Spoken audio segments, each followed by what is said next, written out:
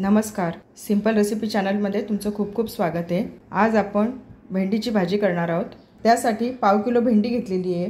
भेंडी स्वच्छ धुवून पुसून कापून घेतलेली आहे। 3 हिरव्या मिरच्या घेतल्या आहेत। मिरच्या स्वच्छ धुवून पुसून कापून घेतलेल्या आहेत। 4 ते 5 कढीपत्त्याची पानं घेतलेली आहे। पितृपक्ष चालू आहे। श्राद्धाच्या जेवणामध्ये भेंडीची भाजी केली जाते। बऱ्याच जणांकडे श्राद्धाच्या जेवणामध्ये कांदा लसणाचा वापर केला जात नाही, म्हणून आपण ही भेंडीची भाजी कांदा लसूण विरहित करणार आहोत। भाजी करायला घेऊया। गॅसवर कढई तापत ठेवली आहे। कढईमध्ये 2 चमचे तेल टाकते। तेल गरम झालंय। छोटा अर्धा चमचा मोहरी टाकते। मोहरी छान तडतडली, छोटा अर्धा चमचा जिरं टाकूया। 4 ते 5 कढीपत्त्याची पानं, हिरवी मिरची सर्व परतून घेऊया। 2 चिमूट हिंग टाकूया। छोटा पाव चमचा हळद सर्व मिक्स करून घेऊया। भेंडी टाकूया, परतून घेऊया। 1 मिनिटभर भेंडीची भाजी परतून घेतली आहे। चवीनुसार मीठ टाकूया। 1 कोकम टाकते, सर्व मिक्स करून घेऊया।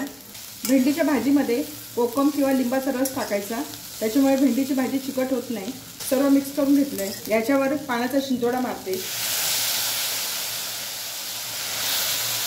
सर्व मिक्स करून घेऊया। याच्यावर झाकण ठेवते। मंद गॅसवर 2 ते 3 मिनिटं भाजी शिजवून घेऊया। 2 ते 3 मिनिटं झाली आहे। झाकण काढून बघूया। भाजीला छान वाफ आली आहे। भाजी शिजली की बघूया।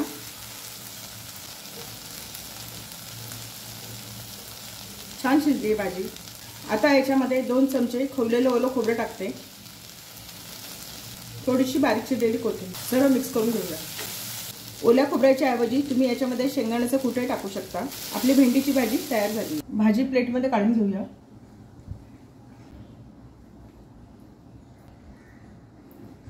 छान झाली आपली भेंडीची भाजी। कोकम टाकल्यामुळे भाजी अजिबात चिकट झालेली नाहीये।